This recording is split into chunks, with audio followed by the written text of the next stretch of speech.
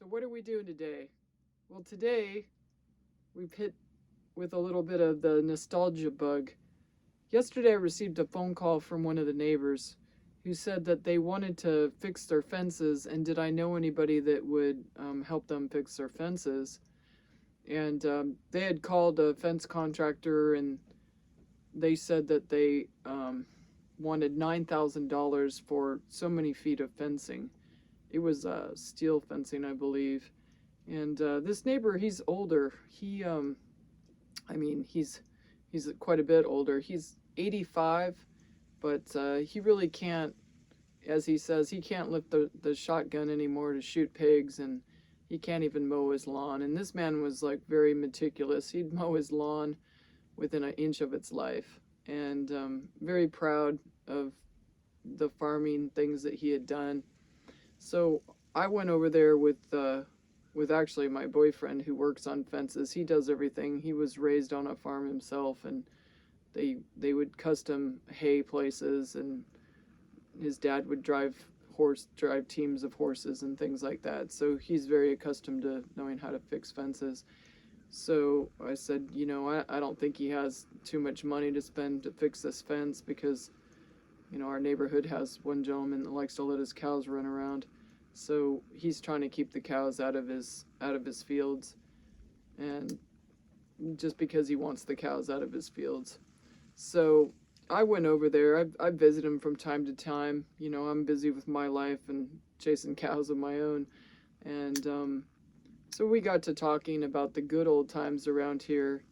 And he actually said that I didn't really live in Cumbie, even though that's my mailing address, that I actually live in a small town called Soonby. And I had like an argument with someone that I didn't live in Emblem, even though it says Emblem Highway that way. But there was actually a town named Soonby, which was kind of interested. And he talked about one gentleman during the Depression. He would hide his money in the ground, actual cash money, but he'd put it in a mason jar with a metal lid.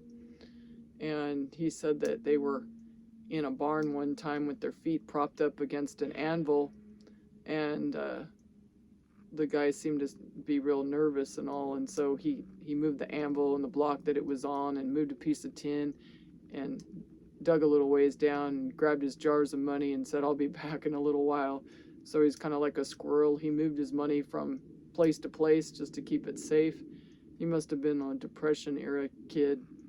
And that started me thinking about things that I grew up with, because I was born to an older age couple. Like, my dad was 67 and he was born in 1899, and my mom was a little bit younger, obviously, but she was a Depression kid. She was about 10 in 34, or she was like 8 in 1934, and so she grew up saving, like begging for a potato to go to a little potato bake in a vacant field up in Syracuse, New York. And I learned what kneading socks is, and all that type of thing. And she said that she would collect tin, actual tin, not aluminum foil, but tin foil, which I still call it tin foil. And she would sell it to the tin men that go down the street with a wagon. So, in talking to Mr. Hinkle, he said that his folks moved from Oklahoma. He was around 8, and they moved in a wagon. And it got me thinking about this one piece of family history that I have, and it's our cookbook, because everything was about a food, and everything was German potato salad, German chocolate cake, whatever it was German something. And so I went through this really old cookbook, and the cookbooks, at least that my family had, or at least the one that I have, the only one that I have, it was handwritten. It was like a plain paper book, and you wrote your recipes by hand, and you clipped out magazine articles on different recipes. So the advertisements on the back of the cut up advertisements are halfway as interesting as the actual recipe itself. Like, for instance, this one ad here, it's back in the day, like Mutual of Omaha was sponsored by Mutual Insurance Company.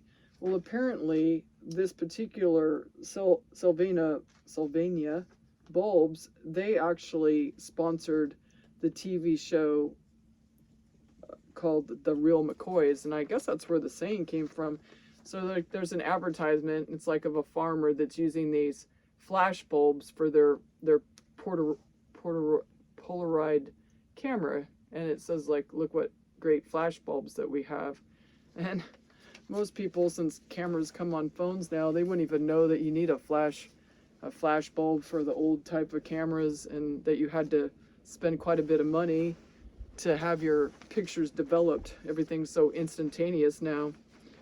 And then, for instance, here's another ad that was in this cookbook, because the recipes are on this side, but this is for a cigarette ad about the circular filters, that it tastes really the best filtered cigarettes around. And I've never even heard of these cigarettes, the Old Gold. I'm sure they're still around, but I'm just not familiar with them because I'm not a smoker at all. So, and then, in going through, this is what this book looks like. This book is like, my mom was 85 and she passed away about 10 years ago, and she wrote down the cookbook items. You can tell that the pages are worn and tattered, but I remember my mom putting this book out on the countertop and referring to the different recipes. And of course, you have flour and butter on your hands, and the pages got soiled since, but like Aunt Hattie's cooking, and then mixed with the recipes, because I guess it was like home economics. It would be like how to plant gladiolas, and you take two tablespoons of Lysol in a gallon of water, and you soak the bulbs for 4 hours before you plant them.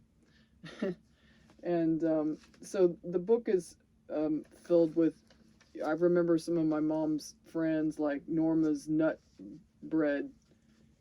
She wrote down some of the favorite recipes that when we would visit neighbors and they'd serve you like coffee and a little snack, she would write down those recipes.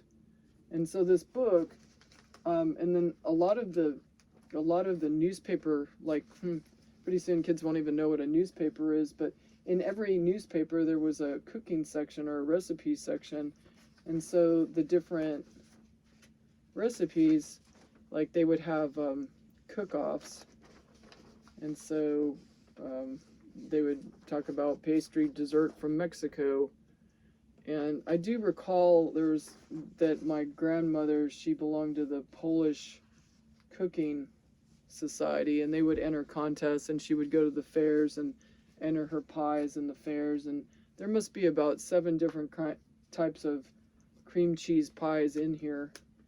And some of the ingredients themselves I don't even really recognize, but it's funny, they'll say commercial sour cream, because I guess people were still making their own cream at the time.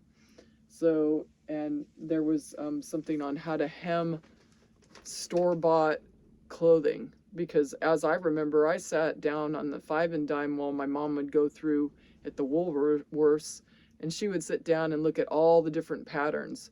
And she would actually, at one time, it was actually cheaper to make your own clothes, especially if you're like fashion-minded. So the last thing I think I remember my mom making, or at least modifying, was a rhinestone denim skirt. And you could buy these little rhinestone machines, hand machines, and you could put your rhinestones in and decorate. So that was like a blast from the 1970s that I can recall.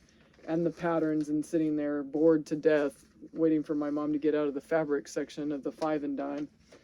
And so, just in looking through these things, number one, things were written in cursive, and I hear that they don't even teach cursive to the kids these days. So it would be, I guess, encrypted the old way. And then the other thing too is that along with the recipes and how to plant bulbs or seeds, there was like how to remove finish from gumwood furniture. And there was a whole instruction on how to do it. And I just find it very interesting as to what was important back in the day. And of course, shelter and food are pretty important even these days, but things tended to be more hand done. And in a way, what's old is new again, because obviously in the 70s they had it going back to the land movement, and now people are trying to move to the country and homestead. So it's kind of like what old is new again. And then I just, spoke to my son, and one of the girls, they do it on video games, but they buy houses and they buy things and they decorate their houses, and they kind of compete with one another of who has the best home.